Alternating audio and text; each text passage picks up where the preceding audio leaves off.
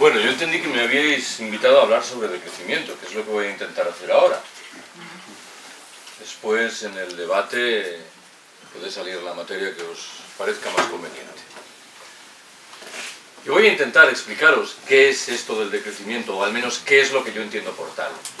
Siempre que lo hago, me considero en la obligación de introducir mis observaciones con 3 precisiones iniciales que pretenden deshacer otros 3 posibles malentendidos. Primera de esas observaciones.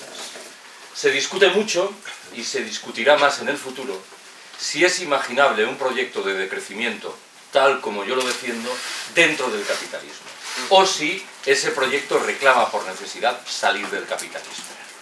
Zanjaré la cuestión señalando que mi proyecto de decrecimiento es orgullosamente anticapitalista. Lo digo, sin embargo, de la mano de una precisión. Lo del decrecimiento no viene a sustituir a las contestaciones históricas que hemos conocido del capitalismo. Es más bien un agregado a esas contestaciones. Un agregado, eso sí, importante. Cuantas veces tengo la oportunidad, señalo que, a mi entender, cualquier proyecto de contestación del capitalismo en el norte rico y a principios del siglo XXI tiene que ser, por definición, decrecentista, antipatriarcal, autogestionario e internacionalista. Porque si le falta alguno de estos 4 pilares, me temo que estará moviendo el carro, probablemente sin saberlo, del sistema que quiere cuestionar. Segunda precisión inicial. Inmediatamente os percataréis de que una idea matriz del proyecto del decrecimiento dice que en el norte rico tenemos que reducir nuestros niveles de producción y de consumo. Alguien se preguntará inmediatamente: ¿y estáis defendiendo lo mismo para los países del sur empobrecido? La respuesta es no, pero. El no creo que se explica por sí solo. Si la renta per cápita en Burkina Faso o en Níger es 30 veces inferior a la nuestra, no parecería muy razonable que pidiésemos encima que los habitantes de ese castigado país reduzcan sus niveles de consumo. Hay que explicar, sin embargo, el pero. Los habitantes de ese castigado país deben tomar nota de lo que nosotros hemos hecho mal en el norte opulento, siquiera solo sea para no repetirlo. Tercera y última precisión. En modo alguno deseo ignorar que en el norte rico también hay pobres. Si alguien se pregunta si estamos pidiendo que reduzca sus niveles de consumo, una viuda que cobra una pensión no contributiva de 300 euros mensuales, responderé rápidamente que no. Cualquier proyecto de decrecimiento sensato tiene que ser, al mismo tiempo, un proyecto de redistribución radical de los recursos. Bueno, hechas estas 3 precisiones iniciales, entro ahora sí en materia. Primera apreciación que quiero trasladaros. En la visión dominante en nuestras sociedades, el crecimiento económico es una bendición de Dios. Lo que se nos viene a contar es que allí donde hay crecimiento hay cohesión social, servicios públicos razonablemente asentados, niveles altos de consumo, la pobreza, la desigualdad y el desempleo, en fin, no ganan terreno. Sobran las razones, desde mi punto de vista, para recelar de todas estas supersticiones. Enuncio media docena de ellas. Primera, el crecimiento económico no genera necesariamente cohesión social. China, como sabéis, ha crecido espectacularmente en los 2 últimos decenios. No creo que nadie sostenga en serio que China es hoy un país socialmente más cohesionado. Segunda, la relación entre el crecimiento económico y la generación de empleo es mucho más nebulosa de lo que pudiera parecer. Las economías capitalistas desarrolladas han crecido notablemente en las 3 últimas décadas, en las cuales, y sin embargo, han destruido empleos en términos objetivos, absolutos. Tercera, el crecimiento económico se traduce muy a menudo en agresiones medioambientales literalmente irreversibles, que constituyen un legado dramático, claro, para las generaciones venideras. Cuarta, el crecimiento económico facilita el agotamiento de recursos que sabemos no van a estar a disposición de esas futuras generaciones que acabo de mencionar. Quinta, el crecimiento económico de los países ricos bebe, en un grado u otro, del expolio de la riqueza humana y material de los países pobres, algo que debiera configurar, qué menos, un problema moral. Sexta y última observación. En el terreno individual, el crecimiento económico facilita el asentamiento de un modo de vida esclavo que nos hace pensar que seremos más felices cuantas más horas trabajemos, más dinero ganemos y, sobre todo, más bienes acertemos a consumir. Creo que nada retrata mejor la condición de este modo de vida esclavo que una anécdota omnipresente en la literatura del decrecimiento. En una de sus muchas versiones está ambientada en un pueblo de la costa mexicana. Un paisano se halla medio adormilado junto al mar, un turista norteamericano se le acerca, entablan conversación y en un momento determinado el turista pregunta: ¿y usted a qué se dedica? ¿En qué trabaja? Yo soy pescador. Caramba, un trabajo muy duro. ¿Trabajará usted muchas horas cada jornada? Bastantes horas, sí. ¿Cuántas horas trabaja como media cada día? Bueno, yo le echo a la pesca un par de horitas o 3. ¿Pero qué me dice usted? ¿Y qué hace con el resto de su tiempo? Me levanto tarde, pesco un par de horas, juego un rato con mis hijos, duermo la siesta con mi mujer y al atardecer salgo con los amigos a beber unas cervezas. ¿Pero cómo es usted así? ¿Qué quiere decir? ¿Que por qué no trabaja más? ¿Y para qué? Porque si trabajase más, en un par de años dispondría de un barco más grande. ¿Para qué? Más adelante podría abrir una factoría aquí en el pueblo. ¿Y para qué? Con el paso del tiempo montaría una oficina en el Distrito Federal. ¿Y para qué? Unos años después se abriría delegaciones en los Estados Unidos y en Europa. ¿Y para qué? Las acciones de su empresa cotizarían en bolsa. ¿Y para qué? Sería usted inmensamente rico. ¿Y para qué? Bueno, qué sé yo, al cumplir 65 o 70 años, podría retirarse tranquilamente y venir a vivir aquí a este pueblo para levantarse tarde, pescar un par de horas, jugar un rato con sus nietos, dormir la siesta con su mujer y salir al atardecer con los amigos a beber unas cervezas. Todo aquello que se le prometía, luego de decenios de trabajo extenuante, era curiosamente aquello de lo que ya disfrutaba en la vida presente. Siempre que cuento esta anécdota me veo obligado a subrayar que incorpora una fuga evidente. No explica convincentemente cuántas horas trabajaba la mujer del mexicano protagonista, pero os pido que por una vez olvidemos esta dimensión. Segunda observación que quiero haceros. Somos a menudo víctimas de las grandes cifras que se nos imponen y cuyo significado no acertamos a desentrañar. Voy a tirar de este hilo para formular 2 observaciones que creo que nos sitúan de lleno en el núcleo del proyecto del decrecimiento. Primera de esas observaciones.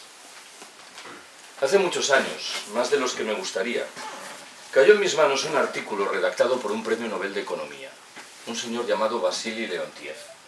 Aunque el nombre y el apellido eran rusos, se trataba de un norteamericano. En aquel artículo, Leontiev, hablo más o menos del año 1980, acometía una comparación entre los sistemas de transporte de los Estados Unidos y de China. Vaya por delante que su propósito, inmediatamente lo veréis, no era comparar 2 macrosistemas económicos diferentes. Podríamos sustituir el nombre de China y proponer el de Tailandia o el de Alemania y creo que la comparación quedaría igual. ¿Qué decía Leontiev? Los Estados Unidos tienen el sistema de transporte más desarrollado del planeta. Disponen del mayor número de kilómetros de autopistas. Cuentan con el mayor número de automóviles, consumen el mayor número de litros de gasolina por habitante y año. Ahora bien, cuando llega el momento de calibrar cómo un sistema de transporte tan desarrollado como ese satisface las necesidades objetivas del ciudadano de a pie, los problemas aparecen por todas partes. ¿Por qué? El norteamericano medio vive a 55 minutos en automóvil de su puesto de trabajo. Tiene que madrugar mucho todos los días. Comúnmente se ve inmerso en gigantescos atascos que dañan sus nervios y dañan el medio natural para, en suma, llegar tarde a trabajar. China, proseguía Leontiev, hablo de 1980, prácticamente no se asoma a los anuarios estadísticos internacionales. En China no hay autopistas, prácticamente no hay automóviles, el consumo de gasolina es irrisorio. Ahora bien, el chino medio reside a 5 minutos en bicicleta de su puesto de trabajo. Puede dormir 1 hora más que su amigo norteamericano. No se ve inmerso en atascos que dañen el medio natural ni sus equilibrios nerviosos y por lo común, encima, llega en hora a trabajar. Leontiev se preguntaba, claro, cuál de esos 2 sistemas de transporte era más desarrollado. En el buen entendido que agregaba, claro, que no deseaba ignorar que resultaba más que probable que el chino medio no ingiriese el número de calorías necesario para llevar adelante una vida digna. Voy a por el segundo ejemplo. La renta per cápita en los Estados Unidos es hoy casi 4 veces superior a la que se registraba al terminar la Segunda Guerra Mundial. Sin embargo, desde hace un tiempo, todas las encuestas concluyen que ha ido creciendo y notablemente el porcentaje de ciudadanos norteamericanos que confiesan ser cada vez menos felices.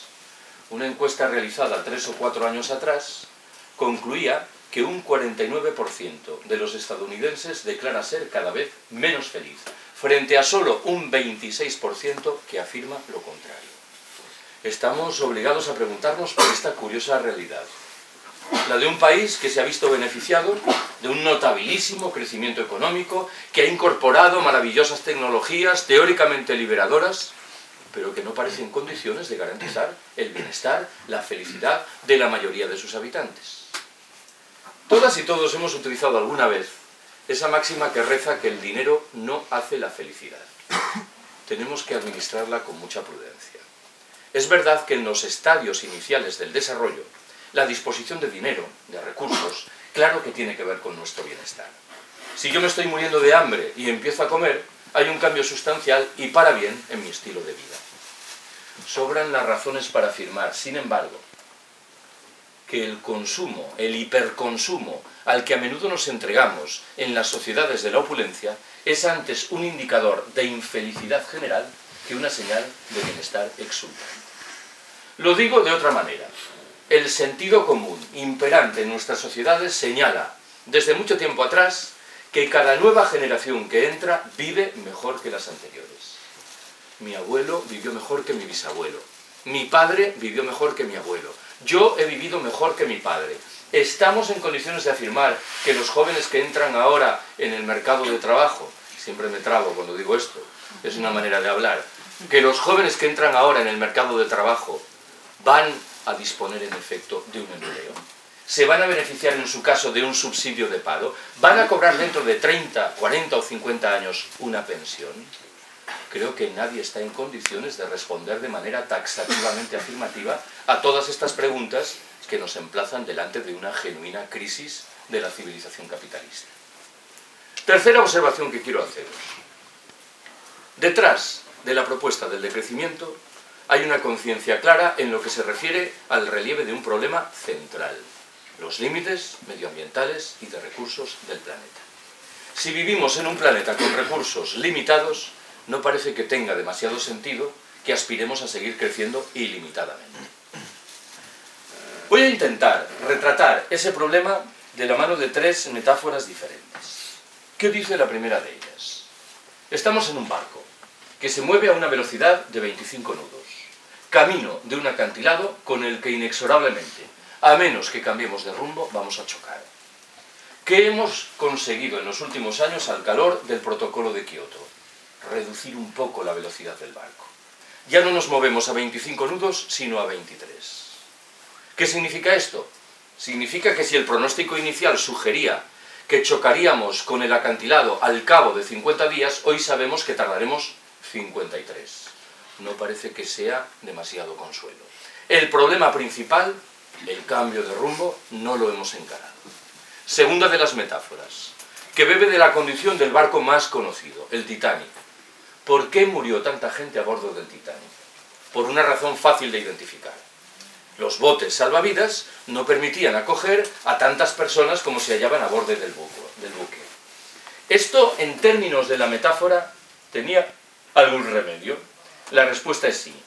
El remedio pasaba por desmantelar los camarotes de lujo del Titanic y utilizar la madera para construir nuevos botes salvavidas. En este caso estoy obligado a subrayar lo que se halla por detrás de la metáfora. El discurso dominante, lo invoco de nuevo, dice que debemos afrontar la resolución de todos los problemas de tal manera que nadie pierda. Esta es una genuina estafa moral. Quienes nos han situado al borde del precipicio económico, social y ecológico, por fuerza tienen que perder. Voy a por la tercera y última metáfora. Imaginaos un lago en el que hay un nenúfar. Sabemos que el nenúfar se multiplica al ritmo de 2 por 1 cada día. Si el lunes hay un nenúfar, el martes habrá 2. Sabemos también que conforme a ese ritmo, el lago estará repleto de nenúfares al cabo de 20 días, con lo cual las plantas carentes de espacio vital perecerán. Si yo ahora os preguntase en cuál de esos 20 días pensáis que el lago estará cubierto en su mitad por nenúfares, un procedimiento de razonamiento rápido y espontáneo tal vez aconseje responder el día 10. No es la respuesta correcta. La respuesta correcta es el día 19. El día 19 los nenúfares ocupan la mitad del lago. Como quiera que se multiplican por 2, el día 20 colman todo el lago. El día 18 los nenúfares ocuparán una cuarta parte del lago. El día 17 una octava parte. El día 16 una 16ª parte. Pongamos por caso que estamos en el día 16. Alguien dirá, no es tan grave lo que hemos hecho. Al fin y al cabo solo hemos dañado una 16ª parte de la superficie del planeta Tierra. Alguien replicará, me temo, con mayor juicio. Hemos puesto en marcha un proceso endiabladamente rápido. De tal manera que solo nos quedan 4 días. Y de tal manera, por añadidura, que cuanto más tardemos en intervenir, mayores esfuerzos y energías serán necesarios. Detrás de estas metáforas hay un concepto, a mi entender, central para explicar muchas cosas. Hablo de la huella ecológica, que mide la superficie del planeta, terrestre como marítima, que precisamos para mantener las actividades económicas hoy existentes. Todos los estudios relativos a la huella ecológica concluyen que hemos dejado muy atrás las posibilidades medioambientales y de recursos que la Tierra nos ofrece, o lo que es lo mismo, que estamos chupando recursos que no van a estar a disposición de las generaciones venideras. En este caso, estoy obligado a subrayar lo que significa la primera persona del plural que acabo de utilizar. Somos nosotros, los habitantes de los países del norte, los responsables principales, bien que no únicos, del crecimiento imparable de la huella ecológica. Ante un escenario tan delicado como este, siempre rescato 2 opiniones formuladas por Cornelius Castoriadis. Hace tal vez 15 años, Castoriadis señaló que le producía mitad indignación, mitad fascinación, comprobar cómo las personas que entre nosotros reclaman reformas políticas, económicas y sociales radicales son inmediatamente descalificadas como si se tratase de utopistas, de soñadores incorregibles.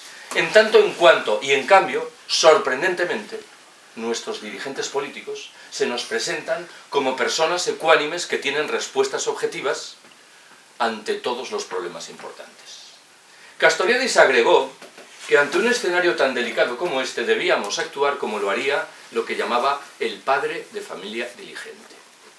El ejemplo que proponía era un poco truculento. Decía, imaginemos un padre al que le comunican que es muy posible que su hijo tenga una gravísima enfermedad. Parece que ese padre solo podrá reaccionar de una manera, removiendo Roma con Santiago para colocar a su hijo en manos de los mejores médicos y determinar si el diagnóstico es certero o no. Lo que ese padre, en cambio, no podrá hacer será reaccionar diciendo, bien, si es posible que mi hijo tenga una gravísima enfermedad, también es posible que no la tenga, con lo cual me voy a quedar cruzado de brazos. Esto es, me temo, lo que estamos haciendo. Cuarta observación que quiero haceros. Estoy obligado a llamaros la atención sobre una idea central inspirada por el proyecto del decrecimiento. Para explicarla, me voy a referir a un debate que se registró entre nosotros hace 30 años, enfrentando entonces a un movimiento pacifista que empezaba a asomar la cabeza y a lo que hoy llamamos los sindicatos mayoritarios. El debate se refería al futuro de la industria de armamentos. Los pacifistas decíamos, hay que cerrar esas fábricas. Los sindicatos respondían, hay que preservar los puestos de trabajo. Lo que estamos diciendo es que un debate de esa naturaleza debe registrarse en los años venideros, bien que ampliado a otros muchos sectores económicos. Lo que estamos reclamando de manera más precisa es que se reduzca sensiblemente la actividad productiva de aquellos segmentos de la economía que guardan una relación estrecha con el crecimiento imparable de la huella ecológica. ¿En qué estoy pensando? En la industria del automóvil, en la de la aviación, en la industria de la construcción, cómo no, en la industria militar, en la industria de la publicidad. Alguien responderá inmediatamente. Si actuamos de esta manera, generaremos millones de desempleados en los Estados miembros de la Unión Europea. ¿Cómo haremos frente a este problema innegable? utilizaremos dos recursos diferentes. En primer lugar, propiciaremos el desarrollo de aquellas actividades económicas que guardan relación con la atención de las necesidades sociales insatisfechas y con el respeto del medio natural. Si queremos decirlo así, estos sectores económicos crecerán. Y en segundo término, en los segmentos económicos convencionales que seguirán existiendo, procederemos a repartir el trabajo. El efecto de esta doble medida, en términos casi individuales, será que trabajaremos menos horas, dispondremos de mucho más tiempo libre y reduciremos, en los casos en los que proceda, nuestros alarmantemente altos niveles de consumo. Creo yo que este horizonte es claramente preferible al vinculado con lo que antes llamé un modo de vida esclavo. Cuando formulo esta idea, me veo siempre en la obligación de realizar dos precisiones. La primera enuncia una obviedad. No estamos diciendo que hay que llevar a cero los niveles de producción y de consumo. Esto sería un absurdo. Estamos diciendo que hay que rebajarlos para reconstruir niveles adecuados a la huella ecológica que en su momento sorteamos. Algunos estudios realizados en Francia concluyen que habría que llevar, por ejemplo, el nivel del consumo energético a lo que ocurría en el decenio de 1970. No estamos reivindicando, por tanto, como dicen algunos, un retorno a la edad de la piedra, aunque siempre me veo en la obligación de subrayar que la edad de la piedra tal vez tenía más virtudes de lo que el discurso dominante aconseja concluir. ¿Cuál es la segunda de las matizaciones? Es importante que subraye que la propuesta del decrecimiento no tiene un cariz triste y sombrío. Su referente mental no son unos lamas que viven aislados en un convento en una cima del Himalaya, por respetable que pueda ser esta opción. Siempre digo lo mismo, si alguien se pregunta qué es lo que los teóricos del decrecimiento reivindican en materia de intercambio sexual, reclaman un incremento general de las relaciones sexuales que justifican sobre la base ¿de qué? De la necesidad de recuperar la vida social que hemos ido dilapidando al calor de la producción, el consumo y la competitividad. Antes le decía a alguien que hace unas semanas en el Escorial, hablando de decrecimiento, al final se me acercó un hombre de unos 40 años de edad y me dijo: hay una cosa que has dicho que me ha gustado muchísimo. ¿Y qué es? Eso que has dicho de que tenemos que follar más y mejor. No lo he dicho así. Y agregó: mi consejo es que lo digas al principio y ya luego cuentas todo ese rollo de la autogestión. Quinta observación que quiero haceros. Me importa mucho subrayar que el proyecto del decrecimiento no se agota en la reivindicación de la necesidad de reducir los niveles de producción y de consumo en los países ricos del norte opulento. Reivindica antes bien la introducción de principios y valores muy diferentes de los hoy imperantes. ¿Cuáles son esos principios y valores enunciados de manera casi telegráfica?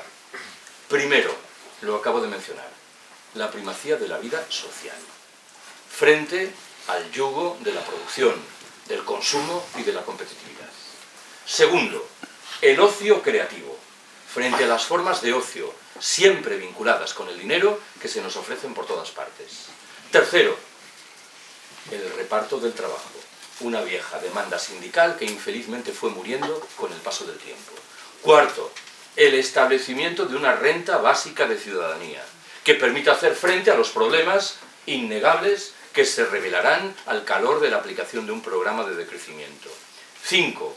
La necesidad inexorable de reducir el tamaño de muchas de las infraestructuras productivas, administrativas y de transporte. 6.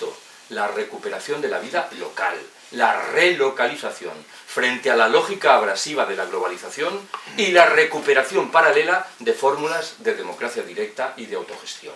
7. y último, en el terreno personal, la sobriedad y la sencillez voluntarias. Alguien podría sentir la tentación de aducir que principios y valores como esta media docena que acabo de mencionar nos sitúan fuera del mundo, que nada tienen que ver con la organización pasada o presente de las sociedades humanas. Si ese argumento se expresase, me vería obligado a disentir. Hay al menos 4 ámbitos importantes en los cuales es muy fácil rastrear la influencia de esos principios y valores. ¿Cuál es el primero? El que aportan muchas de las prácticas históricas del movimiento obrero de siempre. Es verdad que la presencia de esos principios y valores es más consistente en el caso de la tradición libertaria, pero no faltan en modo alguno en las restantes. Segundo ámbito, el que proporciona eso que hemos empezado a llamar economía de cuidados, protagonizada fundamentalmente por mujeres, materializada ante todo en el cuidado amoroso de niños y de ancianos, las más de las veces lejos de las relaciones monetarias y siempre ecológicamente sostenible. Una explicación razonablemente certera de por qué los movimientos por el decrecimiento se nutren mayoritariamente de mujeres es esta: una comprensión mucho más rápida, fluida y espontánea de lo que significan estas reglas del juego. El tercer ámbito de manifestación de esos principios y valores, admitiré que algo de equívoco lleva por detrás: la propia institución familiar. Estos neoliberales que todo dicen fiarlo en la mano invisible del mercado, a buen seguro que no aplican las reglas del juego correspondientes en el interior de sus familias. Lo común es que en el interior de la familia prime la lógica del don, del regalo, de la gratuidad. Cuando los padres costean los estudios de sus hijos, no lo hacen porque estén esperando que unos años después sus hijos ofrezcan alguna contraprestación. Menciono un cuarto y último ámbito, importantísimo, de manifestación de esos principios y valores. El que llega de la mano de muchos de los elementos de sabiduría popular de nuestros campesinos viejos y de muchas de las prácticas cotidianas de esos habitantes de los países del sur que nos empeñamos en descalificar como si fuesen primitivos y atrasados. La historia está ambientada en un lugar perdido de la Amazonia brasileña. Unos misioneros se adentran en esa región y se topan con unos indios que se dedican a cortar leña con instrumentos extremadamente primitivos. Los misioneros deciden hacer un esfuerzo y regalan a los indios unos cuchillos de acero inoxidable de fabricación norteamericana. Un par de años después, regresan a ese mismo lugar, se encuentran de nuevo con los indios y uno de los misioneros pregunta: ¿y los cuchillos? ¿Qué tal? Muy bien, responde uno de los indios. Tardamos ahora 10 veces menos tiempo que antes en cortar la leña. Estupendo, tercia el misionero. Supongo entonces que estaréis produciendo 10 veces más leña que antes. No, señor, replica perplejo el indio. Seguimos produciendo la misma cantidad de leña que antes, solo que ahora disfrutamos de 10 veces más tiempo libre para dedicarlo a aquello que objetivamente tiene que ver con nuestro bienestar, con nuestra felicidad. Me temo que este chip mental se ha desvanecido en nuestras cabezas de habitantes de las sociedades de la opulencia. Sexta observación que quiero haceros. Voy a intentar aterrizar con algunos de los conceptos que acabo de manejar de la mano de 3 debates más o menos vivos entre nosotros en los últimos años. Primero de esos debates. Yo no soy una persona particularmente consecuente, pero arrastro alguna virtud que nace de mis carencias, y una de mis muchas carencias es que no sé conducir. En esas condiciones he decidido que era preferible no tener coche. Bueno, alguien se preguntará si en la ciudad en la que vivo, en Madrid, echo de menos disponer de un automóvil. La respuesta rápida y rotunda es no. Veamos las cosas con algún detalle. Yo vivo en Vallecas. Desde el portal de mi casa hasta un apeadero de la Renfe de cercanías hay 4 minutos caminando. Por término medio, tardo en llegar 50 minutos en tren desde el portal de mi casa a mi despacho en la Universidad Autónoma de Madrid, que está al norte de la ciudad. ¿Qué ocurriría si dispusiese de un automóvil? Es verdad que muchos días llegaría antes. Tardaría, qué sé yo, 25, 30, 40 minutos. Pero no es menos cierto, primer problema, que otros días no sabría a qué hora llegaba. Claro, si me veo inmerso en uno de los gigantescos atascos comunes en las grandes ciudades y en las no tan grandes, y resulta que tengo que dar clases a las 8:30 de la mañana y hay 60 alumnos esperándome, mal negocio es el que me invita a llegar tarde 40 minutos. En segundo lugar, creo que no preciso explicar que en términos ecológicos el transporte público en general, el tren en particular, es claramente preferible al uso del automóvil privado. Tanto más cuanto que, como sabéis, este último comúnmente va ocupado por una única persona. Tercer dato relevante, el tren me resulta inconmensurablemente más barato. La literatura sobre decrecimiento está llena de exhortaciones dirigidas a las personas que disponen de un coche para que calculen cuál es el porcentaje de las horas que trabajan que precisan para mantener el automóvil. Mantener el automóvil significa comprarlo, pagar los los impuestos, los seguros, la gasolina, las reparaciones. ¿Cuántas horas de libertad efectiva permite el automóvil y cuántas horas de trabajo esclavo previo son precisas para mantenerlo? En cuarto término, yo en el tren puedo ir leyendo, algo que hasta donde llega mi conocimiento no debe hacer quien va conduciendo un coche. Agrego una quinta y última ventaja. La estación de la Renfe de mi universidad afortunadamente está a 12 minutos caminando de donde yo doy las clases. Con lo cual, todos los días, lo quiera o no, me veo obligado a asumir un ejercicio físico elemental que no desplegaría en caso de disponer de un automóvil.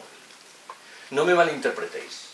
No quiero trasladar un discurso hiperfundamentalista contra el coche.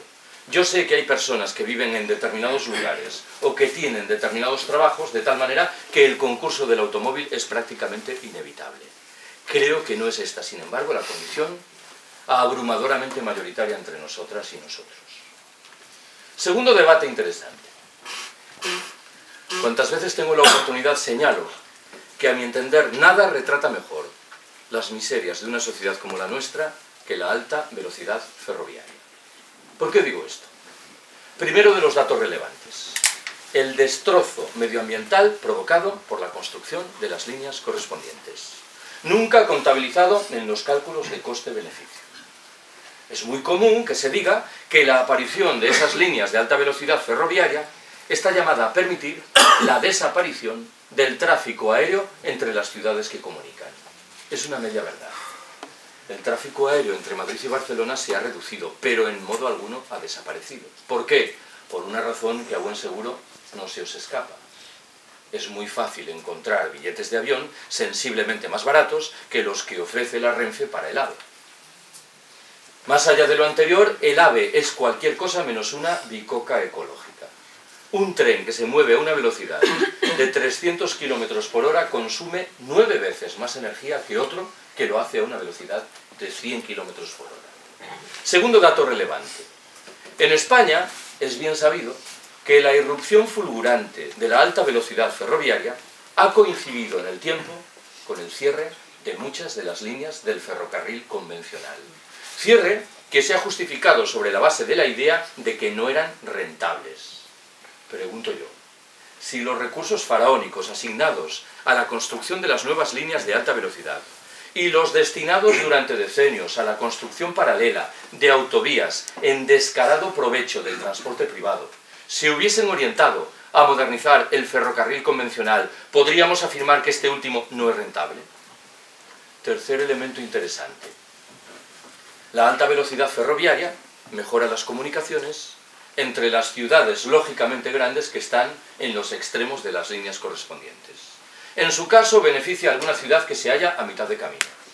Zaragoza en el caso del AVE Madrid-Barcelona, Córdoba en el del AVE Madrid-Sevilla. Todo esto a costa de perjudicar visiblemente a todos los demás en virtud de un proyecto de estricta desertización ferroviaria. Yo soy gallego. A mí me gustaría poder contaros que en Galicia hay un lejano proyecto de construcción de una línea de alta velocidad que debe comunicar a Coruña y Vigo. No es un lejano proyecto. Las obras están muy avanzadas y se anuncia su inauguración para el año entrante. Siempre digo lo mismo. Entre A Coruña y Vigo hay 150 kilómetros de distancia. Están previstas 5 estaciones. A Coruña, Santiago, Vilagarcía de Arousa, Pontevedra y Vigo. Me puedo imaginar perfectamente al tren de alta velocidad acelerando en la salida de la estación de Vilagarcía para frenar inmediatamente y entrar en la de Pontevedra a 20 kilómetros de distancia. Para cuestionar esto no hace falta ser ingeniero. Estos trenes alcanzan velocidades notables cuando hay distancias respetables entre los núcleos de población que comunican. No era esto lo que quería subrayar ahora. Buena parte del trazado de la nueva línea gallega de alta velocidad se solapa con el trazado de la vieja línea del ferrocarril convencional, que con toda certeza va a desaparecer, dejando sin un servicio público ferroviario a un sinfín de localidades que desde hace varios decenios se beneficiaban de tal servicio. Esto es lo que significa el concepto de desertización ferroviaria. Cuarto y último dato. He contado muchas veces que hace unos años escuché en labios de un colega andaluz un comentario sobre esto que me pareció singularmente acertado. Dijo: la alta velocidad ferroviaria es un ejemplo de libro de cómo los integrantes de las clases populares celebran con alegría que con los impuestos que pagan se construyan líneas de alta velocidad que van a beneficiar en exclusiva a los integrantes de las clases pudientes. Hace 6 o 7 años, esta estimulante figura intelectual, que es el expresidente del gobierno español, José Luis Rodríguez Zapatero, inauguró un tramo de alta velocidad entre Córdoba y Antequera, en Andalucía. El reclamo publicitario, vinculado entonces con aquella inauguración, era la idea de que el trayecto en tren entre Madrid y Granada, o entre Granada y Madrid, se reducía de 6 horas a 4 horas y media. Un par de días después, apareció en un diario madrileño una carta de un granadino que confesaba haber realizado el experimento y que certificaba que era verdad. Había ahorrado 1 hora y media en su viaje a Madrid y otra hora y media en su regreso a Granada. Ahora bien, cada una de esas 3 horas ahorradas le costaba 18 euros más, un total de 54 euros. Y eso que no podíamos hablar entonces, ni podemos hacerlo ahora, de un AVE Madrid-Granada. El tren que sigue operando es un tren convencional que discurre en buena parte de su trayecto por la vía de alta velocidad. Cuando exista un AVE Madrid-Granada, las tarifas serán aún más altas. El granadino en cuestión, que era un decrecentista sin saberlo, confesaba preferir el viejo tren, que le permitía leer 1 hora y media más por trayecto y que, sobre todo, no nos engañemos, le permitía ahorrarse 54 euros que no precisamente le sobraban. Hace bastante menos tiempo, en el otoño de 2010, esta otra estimulante figura intelectual, que es mi paisano, el exministro de Fomento, el señor Blanco, convocó una rueda de prensa para promocionar la nueva línea de AVE entre Madrid y Valencia. En el transcurso de esa rueda de prensa, echó mano de una estadística demoledora. Lo sería, al menos, si entre nosotros hubiese periodistas con un mínimo de sentido crítico. Dijo: la nueva línea de alta velocidad va a permitir que se reduzca en un 55% el tráfico aéreo entre Madrid y Valencia, en un 25% el tráfico en automóvil y en un 5% el tráfico en autobús. Retraduzco lo que creo que significan estos datos. Hemos invertido miles de millones de euros de recursos públicos para construir una nueva infraestructura ferroviaria que va a permitir que la mitad de los ricos que se movían en avión entre Madrid y Valencia cambien al tren, mientras la abrumadora mayoría de los pobres que se desplazaban en autobús van a seguir moviéndose en autobús. Esto que os cuento conduce inevitablemente a formular una pregunta. ¿Quién precisa llegar de Madrid a Valencia en 1 hora y 35 minutos? Respondo: los ejecutivos de las grandes empresas. Estamos trazando un sistema de transporte público ferroviario sobre la base de los intereses singularísimos de una escueta y asquerosa minoría de la población. Mientras estamos permitiendo que se deterioren las posibilidades de transporte al alcance de la mayoría. ¿Por qué digo esto? Los trenes baratos han desaparecido. Si uno quiere moverse entre Madrid y Valencia hoy en tren, no es posible recurrir a un tren de precio económico. Esto es deteriorar las posibilidades al alcance de la mayoría. Tercer y último debate que quiero rescatar. Antes, en el curso, en la Facultad de Psicología, he repetido una idea que mencionaba machaconamente un compañero de facultad, que decía que era firme partidario de la abolición plena de la pena de muerte, excepto en el caso de los arquitectos. Bueno, yo me tomo la licencia siempre de sustituir a los arquitectos por los tertulianos de las radios y de las televisiones. Los todólogos, ya sabéis, estas gentes que inician sus intervenciones diciendo: yo la verdad sobre esto no sé nada, para a continuación explicarte esto y demostrar que en efecto no sabían absolutamente nada. ¿Para cuándo una campaña de nuestros movimientos sociales de denuncia de lo que significan los tertulianos? Todos los tertulianos, porque la manía es los tertulianos de la COPE o de Libertad Digital, como si los de la cadena SER fuesen más presentes. Hace un par de años, contemplando una tertulia de televisión, observé absorto cómo uno de los tertulianos al uso, persona que castiga día tras día la lengua castellana, que emplea argumentos siempre nebulosos y siempre serviles con los poderosos, aquel día estaba sembrado. No estoy ironizando. realizó una reflexión, a mi entender, extremadamente lúcida y puntillosa sobre el delicado panorama energético que se nos echa encima en virtud del encarecimiento inevitable de los precios del petróleo y del gas natural. Cuando terminó su intervención comprendí lo que ocurría. Esa descripción tan puntillosa, tan lúcida, si así lo queremos, tan alarmista, obedecía al propósito de subrayar que, pese a todo, existía una tabla de salvación. Ya podéis intuir cuál era: la energía nuclear. Estaba claro qué había sucedido. Este buen señor había comido la víspera con un responsable de prensa de alguna de las empresas del sector atómico que le había explicado qué es lo que debía decir para justificar la conclusión de que la salvación llegaba inexorablemente de la mano de la energía nuclear. A estas alturas conviene que no nos dejemos engañar. El pronóstico más extendido sugiere que en el planeta tenemos uranio para 50 años. Pero los partidarios de convertir la energía nuclear en nuestra tabla de salvación señalan que hay que multiplicar al menos por 3 el número de centrales atómicas hoy existentes. El cálculo aritmético es muy sencillo. Tendremos uranio para 15 o 20 años.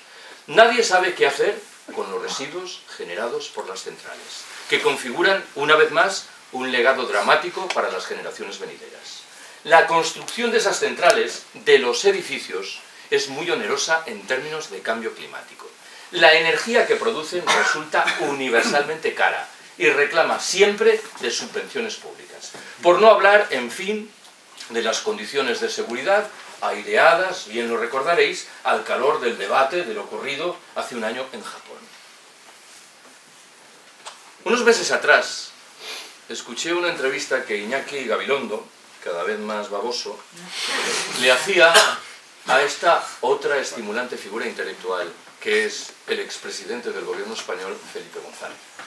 Le preguntaba por esto que tenemos ahora entre manos, el delicado panorama energético que se nos echa encima. González respondió que para hacer frente a esa situación había que asumir 3 grandes medidas. Primera, desplegar energías limpias y renovables. Segunda, diversificar las fuentes de suministro. Tercera, cito de manera literal, reabrir mesuradamente el debate relativo a la energía nuclear.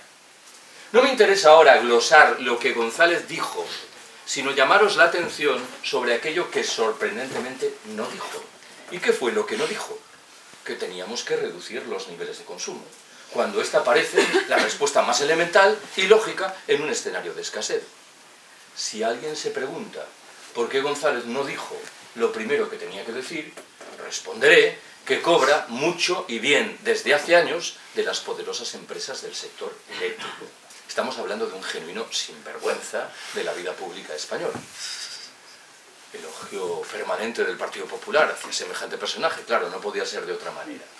Para hacer frente al delicado panorama energético que se nos echa encima, tenemos que asumir 2 grandes medidas. La primera es la primera de las que invocó González: desplegar energías limpias y renovables, pero nunca al servicio de nuestro estilo de vida despilfarrador, derrochador. Y la segunda pasa inexorablemente por reducir, que podemos hacerlo, nuestros niveles de consumo energético. Séptima y última observación que quiero haceros. Hace 3 o 4 años se publicó en Francia un libro, en cuyo propio título el autor llamaba la atención sobre las semejanzas existentes entre la crisis de 1929 y la del momento presente. Cuando este ensayista francés subrayaba el vigor de esa comparación, a buen seguro que no deseaba transmitirnos ningún mensaje tranquilizador. No olvidéis que la crisis de 1929 estuvo en el origen del asentamiento de los fascismos en la Europa del decenio siguiente. Estuvo en el origen, si así lo queremos, de la propia Segunda Guerra Mundial. Yo tengo la impresión, sin embargo, de que el diagnóstico se quedaba corto. ¿Por qué? Nos hemos acostumbrado a utilizar la palabra crisis en singular para identificar lo que el sistema llama la modulación financiera del fenómeno. Y estamos olvidando demasiadas veces que en la trastienda hay otras crisis en plural. ¿En qué estoy pensando? En el cambio climático, que es una realidad que está ya ahí y que no tiene ninguna consecuencia saludable. En el encarecimiento inevitable, en el medio y largo plazo de los precios de la mayoría de las materias primas energéticas que utilizamos. en los problemas demográficos que acosan en particular a determinadas regiones del planeta, en el mantenimiento de la situación de postración material y simbólica de tantas mujeres, o por dejarlo ahí, en el expolio que prosigue de la riqueza humana y material de los países del sur. Si cada una de estas crisis por separado es suficientemente inquietante, la combinación de todas ellas sospecho que es literalmente explosiva. Parto de la convicción, que enuncio cuantas veces puedo, de que el capitalismo ha entrado en una etapa de corrosión terminal. Ya sé que es un argumento controvertido, y que hay quien dice, esto lo hemos escuchado muchas veces. Bueno, mi tesis es fuerte. El capitalismo es un sistema que históricamente ha demostrado una formidable capacidad de adaptación a los retos más dispares. La gran pregunta hoy es la relativa a si no está perdiendo dramáticamente los mecanismos de freno que en el pasado le permitieron salvar la cara. Si llevado de un impulso, al parecer incontenible, encaminado a acumular espectaculares beneficios en un periodo de tiempo muy breve, no está acabando su propia tumba, con el agravante claro de que puede desmoronarse encima de nosotros. Hace unos meses, en las calles de Turín, en Italia, me encontré con una publicidad de una revista humorística que creo que retrataba perfectamente lo que quiero decir. El titular principal rezaba: el Estado y la mafia se separan. Y a continuación recogía una declaración de un dirigente mafioso que afirmaba: estaban arruinando nuestra reputación. Este es el escenario que tenemos. En semejante escenario tenemos que prestar atención a dos procesos de signo diferente. El primero es positivo, estimulante, un renacimiento visible de nuestros movimientos de emancipación y de contestación. Una propuesta como la del decrecimiento, hace media docena de años, hubiera suscitado, en el mejor de los casos, alguna suerte de simpatía conmiserativa. Hoy cada vez hay más personas que se percatan de que tenemos que empezar a abrir horizontes por este camino. Antes he recordado que en el mes de septiembre recibí una carta de una editorial de Atenas, en Grecia, que me proponía traducir al griego uno de mis libros sobre el decrecimiento. Y el argumento que utilizaba era muy llamativo. Decía: aquí en Grecia ya lo hemos probado todo, y hemos comprobado que todo es una mierda. Bueno, tendremos que empezar a escarbar en otros horizontes. ¿Cuál es la otra perspectiva a la que hay que prestar atención? Esta no precisamente a la buena. Hace 7 u 8 años se tradujo al castellano un libro de un periodista alemán llamado Karl Ameri. El libro se titula Auschwitz comienza el siglo XXI, entre signos de interrogación. La tesis principal que abraza en esa obra Ameri señala que estaríamos muy equivocados si concluyésemos que las políticas que defendieron 80 años atrás los nazis alemanes remiten a un momento histórico coyuntural, singularísimo y por ello afortunadamente irrepetible. Ameri nos emplaza, antes bien, a estudiar en detalle el contenido preciso de esas políticas. ¿Por qué? Porque bien pueden reaparecer en los años venideros, no defendidas ahora por ultramarginales grupos neonazis, sino postuladas por algunos de los principales centros de poder político y económico, cada vez más conscientes de la escasez general que se avecina y cada vez más firmemente decididos a preservar esos recursos escasos en unas pocas manos. Creo yo que buena parte de las políticas que postuló el anterior presidente norteamericano y que infelizmente ha heredado el actual hunden sus raíces en un proyecto de esta naturaleza. Como creo yo, por proponer otro ejemplo, que buena parte de las medidas que la Unión Europea aplica desde hace un tiempo a los inmigrantes pobres que llegan a nuestras costas y aeropuertos beben también de un proyecto de esa naturaleza. Antes, en psicología, he recordado, para acabar, que hace 2 o 3 años me invitaron a participar en Madrid en una mesa redonda que compartí con una mujer que, por lo que me explicaron, era una de las estrellas en ascenso de televisión española, sometida a los dardos críticos del Partido Popular, que entendía que era una izquierdista desbocada. A esta mujer le tocaba hablar de las manipulaciones en los medios de comunicación. A mí me correspondía hacerlo del decrecimiento. No eran dos materias que tuviesen mucha relación entre sí. El caso es que en el transcurso del debate, en un momento determinado enuncié una queja. Dije: me parece muy llamativo y bastante desgraciado que en esos programas matinales de televisión de los diferentes canales, por los que a lo largo de los 2 últimos años han pasado centenares de políticos, de sindicalistas, de economistas, nadie se haya acercado a la perspectiva de cuestionar las presuntas virtudes del crecimiento económico. Nadie haya tenido la oportunidad de explicar qué es esto del decrecimiento. El caso es que esta chica reaccionó inmediatamente y se comprometió a garantizar que al menos en su medio de comunicación ese vacío tocaría a su fin. Vaya por delante que no volvimos a saber nunca nada más de ella. Recuerdo perfectamente, y a esto voy, qué fue lo que me dijo cuando nos despedíamos.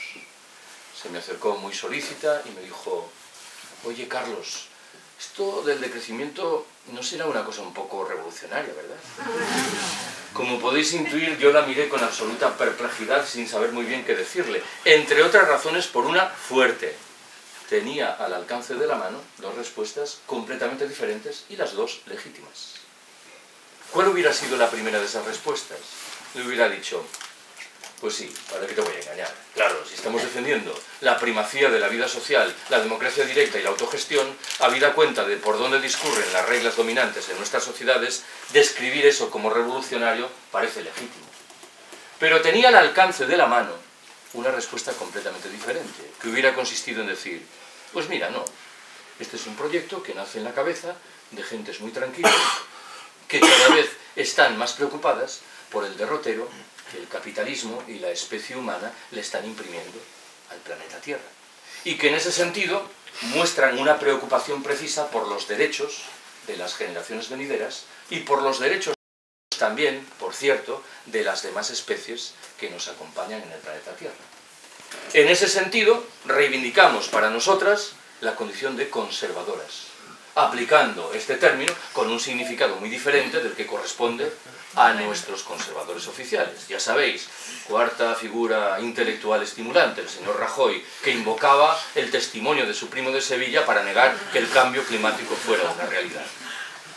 Si no somos capaces de decrecer en el norte opulento, en virtud de un proyecto consciente, racional, paulatino, ecológico, social y solidario, acabaremos por decrecer de mala manera de resultas del hundimiento sin fondo del capitalismo global que padecemos. Gracias por haberme escuchado.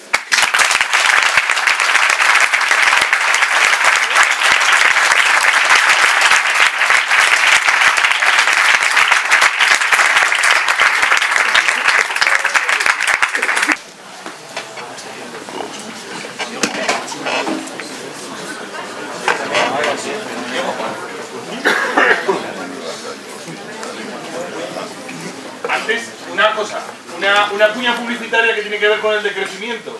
Aprovechando que hay mucha gente, el viernes por la tarde a las 7:30 hay una lucha que tiene que ver con el decrecimiento en esta región y con el empleo también, que es una concentración a las 7:30 delante de la Junta General del Principado contra el proyecto de macroincineradora. Recordar también a la gente de Serín, recordar también a la gente que vamos, según la gente que está en el movimiento contra la incineradora, el reciclaje crea 3 veces más puestos de empleo que la incineración de residuos. Entonces eso, recordaros eso, a las 7:30 el viernes delante de la Junta. Y sin más ya pasamos a las preguntas y opiniones. Estoy en esencia de acuerdo con el sistema de decrecimiento, ¿no? Incluso antes de saber que se llama decrecimiento. Pero bueno, de todas formas todo es debatible, ¿no? Cualquier cuestión es debatible, pero no quiero ir a eso, quiero ir al kit de la cuestión. ¿Cómo llegamos a un sistema que funcione a través del decrecimiento? Si contemplas que se pase a través de un periodo de un decrecimiento capitalista a uno anticapitalista, o si contemplas un cambio radical del sistema actual. Y si lo harías a través de un partido político o por qué método lo harías. Bueno, vamos a ver. En los circuitos en los que yo me muevo, la cuestión que planteas suscita 2 respuestas distintas. Hay quienes dicen que no nos queda más remedio que aguardar a que llegue el momento del colapso, porque será la única manera de que la mayoría de nuestros conciudadanos, o como queramos llamarlo, tomen nota de lo que está sucediendo. Este es un argumento crudamente realista, pero un poco desalentador. No olvidemos que el colapso configura un escenario tétrico, en virtud del cual se multiplicarán los problemas y se reducirán nuestras posibilidades de resolverlos. ¿Cuál es la segunda respuesta en la que yo me siento más cómodo? La segunda respuesta dice: tenemos que salir del capitalismo cuanto antes. Admito de buen grado que es una propuesta voluntarista. ¿Por qué? Porque tiene un apoyo muy reducido en términos generales. ¿Qué significa salir del capitalismo? Bueno, es un proyecto que está claramente presente en las discusiones internas del 15M. Yo intento retratar pedagógicamente diciendo: en el 15M hay dos grandes corrientes. La primera considera que la prioridad mayor del movimiento consiste en plantear propuestas que se espera sean atendidas por nuestros gobernantes. La segunda, que es la mía, dice: tenemos que crear espacios de autonomía en los cuales procedamos a aplicar reglas del juego diferentes de las hoy imperantes. Esto es un espacio de autonomía. La gestación de redes de crédito social desde la base es un espacio de autonomía. Los grupos de consumo es un espacio de autonomía. Ya sé que esto no resuelve mágicamente los problemas, pero me temo que en el estadio actual no estamos en condiciones de hacer otra cosa. Es importante, de cualquier manera, la dimensión pedagógica que se deriva de esos espacios de autonomía. Estamos diciendo que se pueden hacer las cosas de manera distinta. Admitiré de buen grado que en la trastienda de toda esta discusión hay un problema grave. A mi entender, los problemas principales de despliegue de un proyecto de decrecimiento no son técnicos.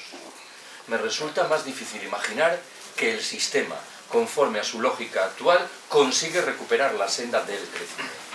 Los problemas tienen que ver con lo que llevamos dentro de la cabeza. Y esto de nuevo me emplaza ante una perspectiva que es claramente libertaria. La izquierda tradicional enuncia la cuestión diciendo: ahí está el sistema, aquí estamos nosotros. Se trata de demostrar que somos más fuertes y más numerosos para acabar con el sistema. La perspectiva libertaria es algo más compleja. Dice: ahí está el sistema y aquí estamos nosotros. Pero nosotros formamos parte del sistema. De tal manera que si no somos conscientes de eso, difícilmente vamos a poder modificar las cosas. Planteas una discusión sobre si esto es posible imaginarlo desde la perspectiva, desde las formas de acción de los partidos. Debo confesarte que soy víctima de mis preconceptos ideológicos, que aconsejan responder no. En cualquier caso, me limito a certificar que en el estadio actual los partidos que conozco no parece que estén apostando por ningún programa de decrecimiento. Antes ironicé sobre esto en psicología. Si alguien se pregunta si el anterior gobierno socialista dio algún paso en el camino del decrecimiento, asumiendo esto de manera muy generosa, respondí con ironía que sí que había dado uno. Aquella decisión de reducir a 110 km por hora la velocidad máxima en las autovías y autopistas. Recordaréis que 4 meses después de instaurar esa medida, esta estimulante figura intelectual que es mi admirado Alfredo Pérez Rubalcaba convocó una rueda de prensa en la que anunció que la medida había dado los resultados apetecidos. Se habían ahorrado 400 millones de euros en petróleo y sobre todo se había reducido el número de muertos en las carreteras. Estas dos razones le condujeron a restaurar el viejo límite del 120. Perdonadme, pero es que es de una imbecilidad tan exultante. No sé qué quería decir. Por un lado, quería ser el novio en la boda y el muerto en el entierro. Por un lado, la medida que hemos instaurado es perfecta, pero al mismo tiempo, como el eco social reclama al otro, restauramos la anterior. Me temo que la lógica de los partidos sitúa el debate siempre en la delegación del poder y que esta no es la perspectiva de la generación de espacios de autonomía. Pero admitiré de buen grado que partidos los hay muy diferentes y que hay unos más venturosos que otros. Pero en cualquier caso, no me parece que sea el horizonte más fácilmente imaginable a efectos de sacar adelante un programa de esta naturaleza. Perdona, ¿terminaste? Sí. En este mito que acabáis de hablar, yo quería compartir una reflexión sobre la posibilidad de el colapso total que asusta o la otra posibilidad de cambio. Entonces yo creo que las cosas se van integrando un poco más en la práctica cotidiana, porque el hecho del colapso relativo que estamos sufriendo ahora, del empobrecimiento, los miedos y tal, hace que necesariamente tengamos que ir a un decrecimiento. Y eso, a niveles individuales, y ahí une la parte libertaria, hace que la gente empiece a darse cuenta de que se puede vivir muchísimo mejor sin tanto consumo, de que hay que organizar espacios de colaboración, no sé si me explico. De hecho, yo lo puedo decir a nivel personal, pero creo que es global. Y el hecho de ese colapso que se está viendo, esa sensación que el personal tiene, todo tipo de personal, ¿de qué va esto? ¿De qué va esto? ¿De qué esta historia? Y ese decrecimiento económico real que se está sufriendo aquí, en este país en concreto, hace que te permita entrar en una vida económicamente más sencilla y, por lo tanto, a ese nivel que tú hablas de decrecimiento, ¿no? Y eso, me repito, implica que una de las posibilidades es la colaboración. Entonces, como una especie de integración entre dos polaridades, ¿no? Las que planteaste en la respuesta. Y es una experiencia que creo que está pasando, porque los partidos no... Lleva razón. Lo que ocurre es que, claro, el relato que tú asumes, que da cuenta de una realidad muy interesante, yo diría, la crisis hace que una parte de la gente abra los ojos a los problemas reales, formule las preguntas importantes, conduce más bien a una conducta individual. Y es importante que a eso sumemos un comportamiento colectivo, que pongamos en marcha mecanismos sociales que permitan modificar las reglas del juego. Si no combinamos estas dos dimensiones, algo estará fallando. En cualquier caso, por detrás hay toda una discusión antropológica sobre qué es la condición humana. Si los seres humanos estamos condenados a competir o no es así. Cuando yo escucho a mis alumnos en la universidad, me preocupa mucho el eco que en su cabeza tiene la idea de que las sociedades solo progresan a través de la competición, del codazo. Y siempre les recomiendo que lean un libro maravilloso de un señor llamado Kropotkin, El apoyo mutuo, que demuestra cómo hay numerosísimos ejemplos de sociedades animales que progresan a través de la colaboración y de la solidaridad. Y en ese sentido, siempre tengo la certeza de que conservamos en algún lugar de nuestra cabeza determinado espacio suficientemente virgen que, convenientemente estimulado, puede provocar sorpresas. Pongo un ejemplo de lo que quiero decir, el que pongo siempre. Hace 3 años, todos los años recibo en Madrid una invitación de un grupo de señoras muy mayores, 80 años de media. Me invitan a dar una charla y me preguntaron de qué quería hablar. Y ese año yo les dije, quiero hablar de decrecimiento. Y el caso es que el día en que estaba prevista mi charla, yo no tuve tiempo de prepararla. Prepararla significa detenerse un momento a pensar quién te va a escuchar, reorientar los ejemplos, las anécdotas. Bueno, les conté más o menos lo que he contado aquí. Y lo hice con muchas cautelas, pensando, me van a linchar estas buenas señoras. No fue así. Yo creo que rápidamente entraron en la perspectiva del decrecimiento. ¿Por qué? Especulo. Volvieron la mirada hacia el decenio de 1950. Una etapa, por muchos conceptos, seguro, muy dura de sus vidas. El franquismo más oscurantista y ultramontano. Pero, sin embargo, el recuerdo que tenían de lo que antes llamé la sobriedad y la sencillez voluntaria era claramente grato. Estoy hablando de un momento en el que un jersey tenía que durar 10 años y en el que era literalmente impensable tirar a la basura un mendrugo de pan. Claro, estas personas eran señoras claramente instaladas en la lógica de la sociedad de consumo, pero conservaban dentro de la cabeza otra perspectiva que, convenientemente estimulada, podía provocar sorpresas. Lo acabo de decir de los ancianos, pero yo veo en mucha gente joven una perspectiva muy similar.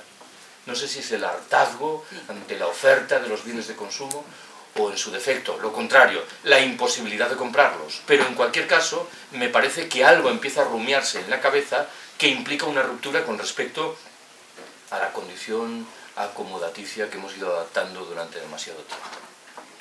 Pero es cooperación, nunca competición.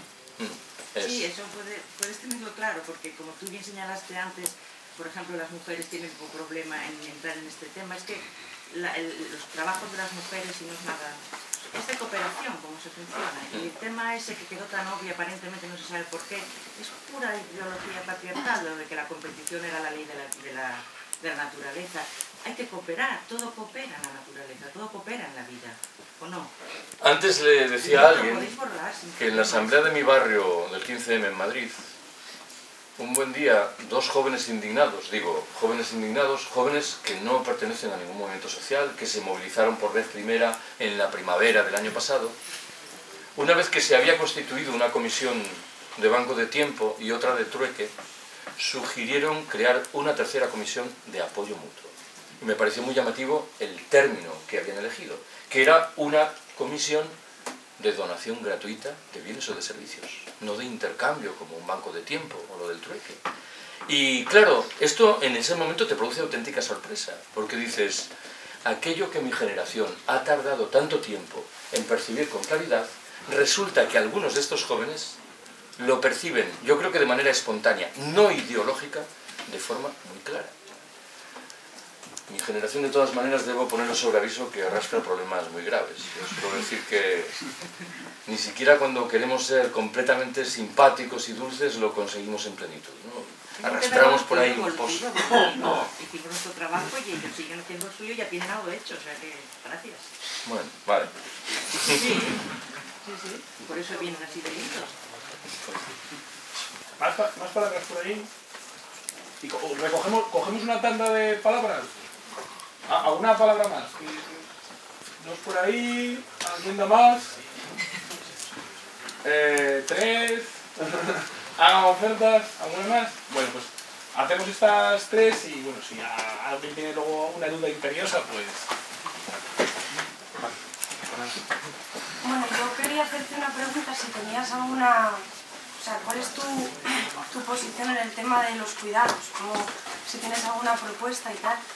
Y por otra parte también, ya que estamos en un espacio que hay mucha gente, pues no sé, que me gustaría que aprovechar este momento para que dijeses algo a todas esas personas de los movimientos libertarios y de izquierda que consideran que todo el tema del feminismo es un hecho secundario dentro del, digamos, de la revolución. Muy bien. Sí, a mí me gustaría apuntar dos cosas que yo creo que hacen especialmente meritorio lo que nos están contando, ¿no? Porque yo creo que charlas como las que acabo de dar ayudan un montón a superar lo que alguien calificaba como el efecto Fukushima, ¿no? La confusión que generaba mediáticamente el ruido en torno a lo sucedido en Fukushima, que hacía que al final la solución a nuestros problemas venía de la mano de aquello que lo había creado, ¿no? Yo creo que con el tema del decrecimiento, como se ha popularizado, han aparecido varios discursos que yo creo que tienen algo de peligroso, ¿no? Que debemos estar muy atentos, ¿no? Por si acaso nos encontramos con un periodo en el que al final se pueda combinar sin problema ninguno capitalismo con decrecimiento, ¿no? Igual que en su momento el Greenwash, el lavado verde, permitía combinar sin problema aparentemente el capitalismo con la ecología. La primera de ellas es que la propia categoría de crecimiento da la idea de que, bueno, lo único que hay que hacer es, moviéndose sobre un raíl, que es el del crecimiento, si acaso parar o dar marcha atrás, ¿no? Y esto la categoría de la gente, y eso ha tenido mucha fuerza como concepto el crecimiento, al final nada más que parece movernos en una única dimensión, ¿no? Y eso yo creo que lo has explicado muy bien, que no se trata simplemente de dar marcha atrás y consumir menos, sino potenciar otras cosas que nos abran nuevas posibilidades, ¿no? No se trata de crecer, por ejemplo, en productos ecológicos y agroecológicos y sostenibles, ¿no? Pero, insisto, la fuerza de la palabra crecimiento nos hace a veces que aparezcan ciertas inercias que nos cuesta superar. La segunda, este escenario en el cual bastaría, la propia crisis nos llevaría a ello, reducir de forma generalizada el consumo casi sin esfuerzo, porque al fin y al cabo la crisis ya nos está metiendo en esto. Esto es olvidar que la violencia social no solamente se genera en términos materiales, sino también en términos ideológicos. Es decir, es lo que tú ves en la televisión, lo que te genera estrés y lo que te hace que incluso pudiendo vivir perfectamente, como decíamos antes, con ropa cambiándote cada 10 años, no lo vivas así. Y eso genera una violencia que está en el fondo de procesos que estamos viendo. Y además, cuando unas minorías son cada vez capaces de generar procesos todavía más devastadores. Es decir, que aunque en términos generales consumamos menos a fuerza, resulta que sigue habiendo unas minorías que, utilizando el imaginario del crecimiento y del consumo, sea todavía más devastador el efecto que generen. Y esto lo digo porque recordaba a un antropólogo en una visita a un poblado cerca de la Amazonía, se planteaba el siguiente problema: entraba en aquel poblado y veía que tenían televisores pero no neveras. Y cuando preguntó, ¿pero cómo es posible en un clima cálido que no tengáis neveras y si tengáis un televisor? Planteaba simplemente que la nevera había que llenarla, ¿no? Entonces, la televisión, por decirlo de alguna manera, y esto estuvo muy bien, la relación que estableciste entre lo que estabas contando con los medios de comunicación, es que la televisión sí llega, ¿no?, a todos los lados, ¿no? Y hay una tarea ideológica por hacer desaparecer ese imaginario. Esto lo digo porque en no pocas ocasiones las primeras espaldas de crecimiento pues no hacen derroche de ese imaginario. Es decir, yo tengo unos PowerPoint sobre Tokio y Japón y te cuento cómo se vive en el lejano oriente, con lo cual ya te estoy dejando caer, sin quererlo, ¿no?, lo que es viajar, dar conferencias, etc., ¿no? Esto es otra de las historias a las que yo creo que había que prestar atención. Y por último, y creo que lo más peligroso es que en no pocas ocasiones el discurso del crecimiento nos hace pensar que de forma paulatina y sin conflicto se puede salir del capitalismo voraz y a base pues, de la razón de los hechos, de que no se puede consumir más y de que nos vamos a ver en crisis, no va a hacer falta obstaculizar esos procesos. Es decir, como si de alguna manera fuese compatible la producción agroindustrial con los transgénicos. Y esto no es entender pues, cómo funciona el capitalismo. El capitalismo es un modelo expansivo que no puede permitir la existencia de espacios de contrapoder a largo plazo. Es decir, la perspectiva de dotarse de espacios de autonomía, de aprendizaje de nuevas prácticas, no nos puede hacer olvidar en ningún momento que en algún momento nos vamos a tener que confrontar, ¿no? Y tenemos que dar a la cabeza, no solamente reducir de forma responsable e individual nuestras prácticas y hacerlas más acordes con lo que nos está planteando, por ejemplo, Carlos, sino también pensar cómo obstaculizar el proceso devastador, ¿no? Y eso exige conflicto. La cuestión es cómo se puede plantear, con quién tienes que aliarte y con quién tienes que articularte para abordar ese conflicto.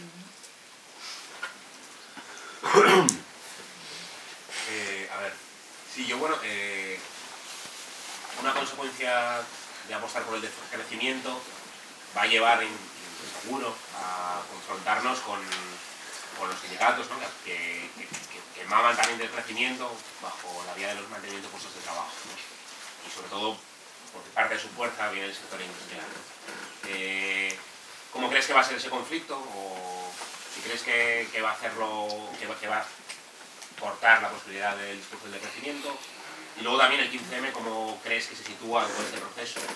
Y en cierta medida, ¿cómo lo valoras actualmente?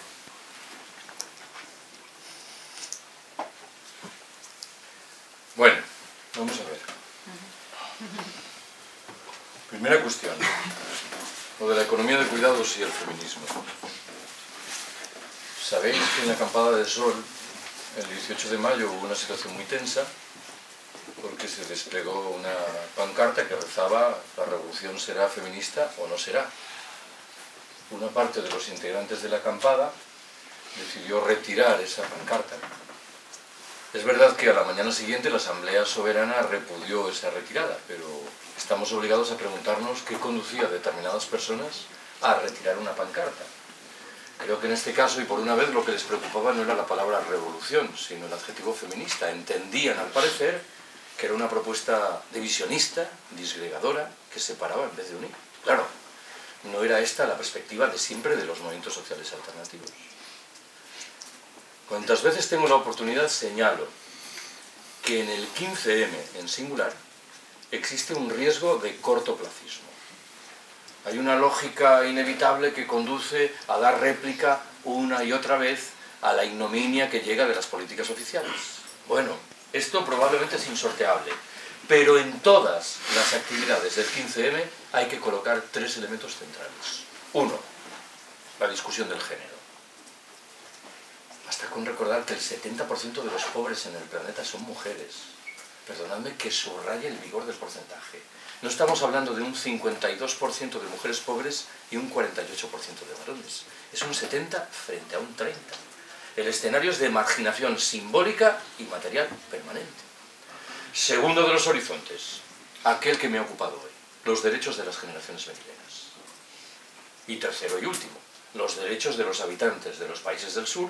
No vaya a ser que reconstruyamos nuestros estados del bienestar a costa de ratificar atávicas relaciones de explotación y de exclusión. En ese sentido me parece que es vital recuperar el discurso del feminismo más radical. Igual expresado de forma más cordial, pero en cualquier caso colocarlo ahí. Lo de la economía de cuidados es un arma de dos filos, en la medida en que es verdad que proporciona instrumentos de análisis de la realidad y de práctica cotidiana que creo que son muy afortunados. Pero claro, el discurso del feminismo en este caso dice, está muy bien eso, pero lo que queremos es compartir estos instrumentos. Y eso implica socializar la economía de cuidados. Y no hacer que sean las mujeres, una y otra vez, las que se encarguen del cuidado amoroso de niños y de ancianos. Me parece que este es un elemento central de revisión de la lógica cotidiana de nuestras sociedades. Segundo. A ver, antes en psicología ha habido una discusión sobre la idoneidad del término de crecimiento. Yo he respondido, entonces, que no era un dogmático defensor del término, que me preocupa más el acuerdo con respecto al fondo de la cuestión que la palabra que utilicemos. Pero al mismo tiempo he subrayado que creo que el término es afortunado. ¿Y es afortunado por qué? Porque es provocador. En algún momento determinado he dicho, cuando uno utiliza el término de crecimiento siempre hay alguien que se mosquea. Pero ese mosqueo es saludable porque invita a discutir y a explicarse. Muchos activistas del movimiento ecologista de siempre repiten el mismo relato. Llevan 20 años más o menos contando lo que yo he contado hoy. Cuando eso mismo se cubre bajo la etiqueta general de decrecimiento, el número de los asistentes a las charlas se multiplica. Bueno, pues aprovechemos, y por una vez tenemos un término provocador que es atractivo, utilicémoslo. He dicho antes también que hasta hace unos años, cuando uno tecleaba en Google decrecimiento, recibía una respuesta automática que decía, no estará usted equivocado, no querrá teclear por un lado D y por el otro crecimiento. Bueno, eso fue lo que me convenció de manera definitiva de que la palabra era adecuada. Si Google te decía que no estabas haciéndolo bien, algo está bien. He recordado una máxima que aplicábamos cuando yo era joven, que decía, cuando no sepas lo que hacer, haz lo contrario de lo que reivindica el diario ABC. Y yo creo que es una máxima muy interesante. Tercera observación. Algo de lo que has dicho antes me ha recordado también a una discusión que ha surgido en psicología y que se materializa en esta frase que está permanentemente en los medios de comunicación. Hemos vivido por encima de nuestras posibilidades. Vamos a ver, analicemos esta frase. Yo he dicho antes en psicología, si quien enuncia esa frase antes ha realizado una crítica razonada de lo que supone la financiarización de nuestras economías, el negocio truculento de nuestros bancos, la colaboración insidiosa de nuestros dirigentes políticos, el carácter lamentable de las políticas sociales y ecológicas que abrazan, una vez realizado ese análisis, pregunta si estamos viviendo por encima de nuestras posibilidades, yo diré, pues sí, en alguna dimensión lo estamos haciendo, prácticamente todos. El problema es que en el discurso dominante se formula la pregunta sin haber dicho todo lo anterior en el momento en que había que decirlo. Y entonces, claro, la pregunta es insidiosa. Quien está viviendo por encima de sus posibilidades, desde siempre, es el señor Botín, no los demás. Ahora bien, repito lo que decía antes. Claro, aquí de nuevo hay un problema también en la percepción de determinada izquierda, que cosifica el capitalismo sugiriendo que nosotros, los que estamos aquí, no tenemos ninguna culpa de nada. La culpa es del sistema. Esto es demasiado cómodo. Antes mencionaba a alguien, cargado de razón, que los mayores contaminadores son las grandes empresas. Es verdad. Pero claro, buena parte de nuestros conciudadanos tienen un coche. Claro, también tienen su responsabilidad. No esquivemos las responsabilidades individuales. Cuarta observación, lo de los medios de comunicación.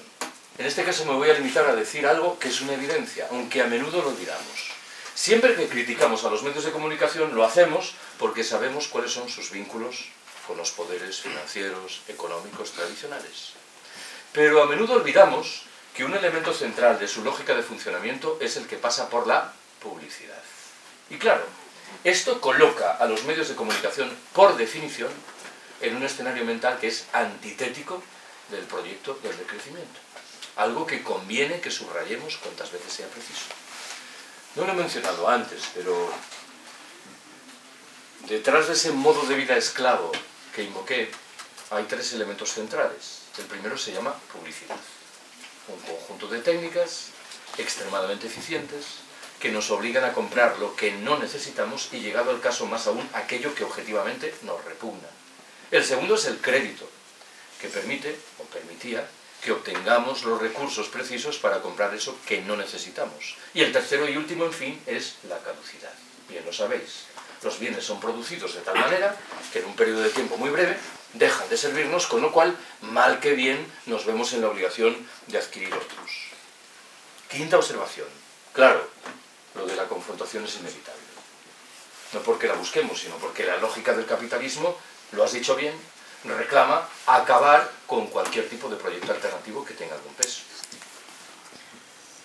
Esto de la confrontación me ha emplazado, cuando te escuchaba a ti, delante de la siguiente pregunta, lo de los sindicatos. A ver, tenemos problemas muy graves con los sindicatos mayoritarios. No creo que en un recinto como este tenga que descubrir semejante cosa, porque saltan a la vista. Me viene ahora a la memoria algo que he sostenido muchas veces en los últimos años. La frase del año 2003, el año de la guerra de Irak, no la pronunció José María Aznar. La pronunció su tocayo José María Fidalgo, entonces secretario general de Comisiones Obreras. Cuando, para explicar por qué su sindicato convocaba un paro de solo 15 minutos contra la guerra, adujo que de convocar un paro por más tiempo, los empresarios no lo entenderían. Ojo con la frase. Yo digo, vale que lo pensase, pero que lo verbalizase indicaba ya una soltura en el manejo de estas categorías que no le obligaba a asumir ningún ejercicio de apariencias. A los sindicatos hay que formularles 3 preguntas. La primera, ¿cómo trabajamos? Las palabras alienación y explotación han desaparecido dramáticamente del discurso de los sindicatos mayoritarios, cuando determinan poderosamente nuestra vida cotidiana dentro y fuera de los centros de trabajo. Segunda pregunta, ¿para quién trabajamos? Esta es la pregunta que se hacían la CNT y la UGT antes de 1936, cuando todavía aspiraban a dejar atrás el capitalismo. El debate ha quedado zanjado. Parece que no hay otro horizonte que el del capitalismo. Tercera y última pregunta, ¿qué hacemos? ¿Qué producimos? No vaya a ser que lo que producimos hoy ponga en un brete los derechos de las generaciones venideras. No vaya a ser que sea pan para hoy y hambre para mañana. Claro, tenemos problemas gravísimos, ya no solo con los sindicatos mayoritarios. Ojo, yo estoy estrechamente vinculado, como muchos sabéis, con un mundo sindical que es el anarcosindicalista, la CNT y la CGT. Pero ahí también hay problemas. ¿Por qué? Porque la lógica sindical parece como si inevitablemente condujese a privilegiar el salario por encima de todo lo demás. Claro, la lucha salarial es vital, pero debemos ser conscientes de que la lucha salarial no resuelve todos nuestros problemas. Resuelve algunos problemas y probablemente otros contribuye a enquistarlos. Sexta y última observación, sobre el 15M. Yo siempre he trasladado la imagen de que era una especie de pesimista patológico, pero debo confesaros que sobre el 15M soy rotundamente optimista. A ver, antes, en psicología he dicho que tenemos problemas de medición de lo que ocurre con el 15M. Y cuando los tenemos, es muy fácil que sucumbamos al hechizo del termómetro que proporciona el sistema. ¿Cómo analiza esto el sistema? A través de sus medios de comunicación. A los medios de comunicación les interesa el 15M cuando hay una macro manifestación. El 19 de junio, el 15 de octubre. Es una manera equívoca de juzgar al 15M. El futuro del 15M se dirime en el trabajo sórdido y poco vistoso de los barrios y de los pueblos. No en las macromanifestaciones, que están muy bien para ganar aliento, recordar que estamos aquí, pero lo que importa es lo otro. Y yo creo que en ese terreno del trabajo sórdido, el 15M sigue ahí. Traslado la experiencia de Madrid. Es verdad que en Madrid uno se encuentra de vez en cuando al típico cenizo que te recuerda que en las primeras asambleas de barrio había 500 o 600 personas y que hoy solo hay 30, 40. ¿Qué teníamos el 14 de mayo? Absolutamente nada. Esa era una ciudad muerta. Y hoy la ciudad ha experimentado un revolcón muy interesante. Y ese revolcón se asienta en el hecho de que por primera vez ha aparecido una gente diferente de quienes llevamos tantos años peleando. Antes en psicología he recordado la frase que me viene a la cabeza cuando pienso en la manifestación del 15 de mayo en Madrid.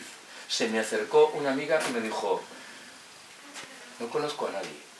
Era una frase extremadamente interesante, que estaba retratando una realidad profunda que emergía. Por fin no conocíamos a nadie. Bueno, yo he dicho antes que a mi entender el 15M ha aportado 3 elementos muy interesantes. Primero, la irrupción progresiva de una nueva identidad, afortunadamente radical y contestataria.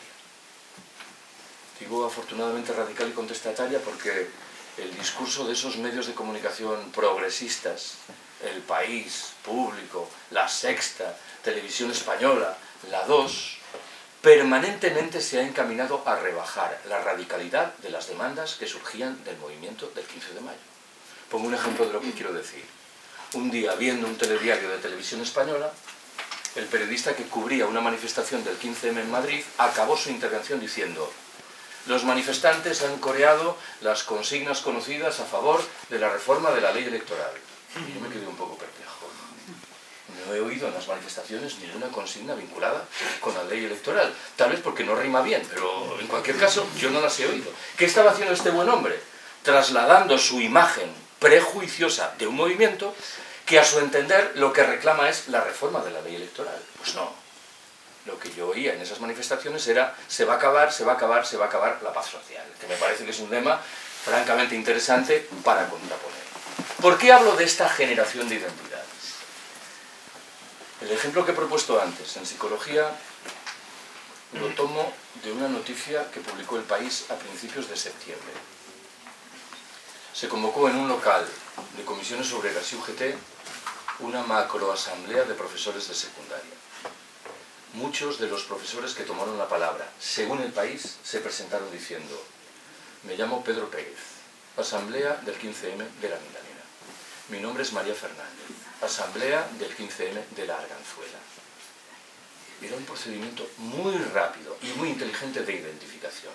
Estaban diciendo: no somos como vosotros, no os confundáis. Aquí ha surgido algo distinto.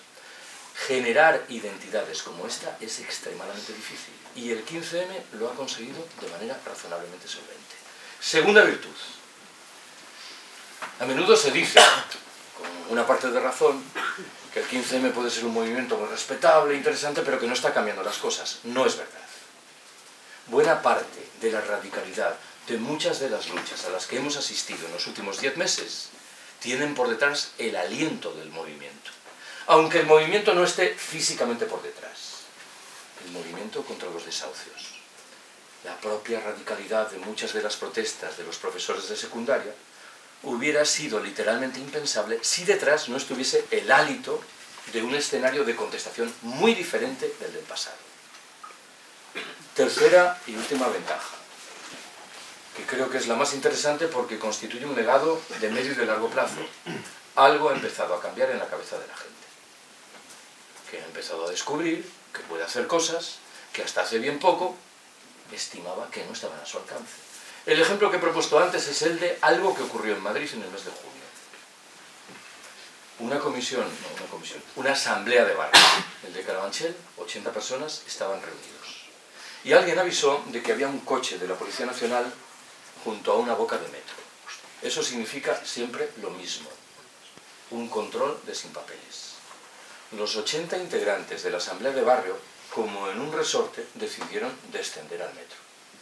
Rodearon a los 2 policías nacionales sin mediar palabra. Los 2 policías se percataron de que no estaban en la mejor posición estratégica. Y el caso es que el sin papeles empezó a caminar más despacio que los policías nacionales y quedó subsumido en el alud de los 80 integrantes de la asamblea de barrio. Esto, el 14 de mayo, hubiera sido literalmente impensable. No desperdiciemos estas oportunidades porque a mí me parece que el escenario es cada vez más interesante a efectos de perfilar una respuesta como la del 15M. Lo digo con un punto de ironía. Muchos de los movimientos sociales críticos han desaparecido o se han desvanecido. ¿Por qué? Porque una parte de las demandas que formulaban ha sido aceptada por sus interlocutores políticos e institucionales. Nosotras no corremos este riesgo. lo que estamos pidiendo no lo van a aceptar. Más bien va a suceder al contrario. Y creo que en este caso, y por una vez, la biología, paradójicamente, actúa en nuestro provecho. ¿En qué estoy pensando? ¿Por qué había tantos jóvenes en las acampadas en la primavera? Porque los jóvenes no tienen trabajo y no tienen obligaciones laborales. Podían estar días y días allí. Durante muchos años he escuchado un argumento certero para dar cuenta de un problema que arrastraban los movimientos sociales. El argumento decía: aquí aparecen los jóvenes, están 6 meses y cuando encuentran un puesto de trabajo se olvidan de todo esto y se meten en el carro de la sociedad de consumo y de sus reglas. Bueno, ¿cuál es la diferencia del escenario actual? Es una obviedad, que esos jóvenes no van a encontrar ningún puesto de trabajo. Permitidme que lo subraye crudamente. Claro, la biología del escenario conduce a algo que es distinto a cualquier elemento que hemos manejado en el pasado. Así que, bueno, yo creo que el pesimismo está de más. Y eso, a trabajar en los barrios y en los pueblos.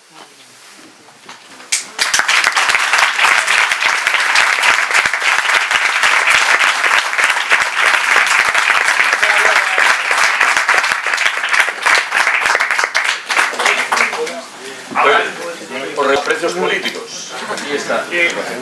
Y eso que agradecemos muchísimo a Carlos, que lo hemos hoy sobreexplotado, y os recordamos que somos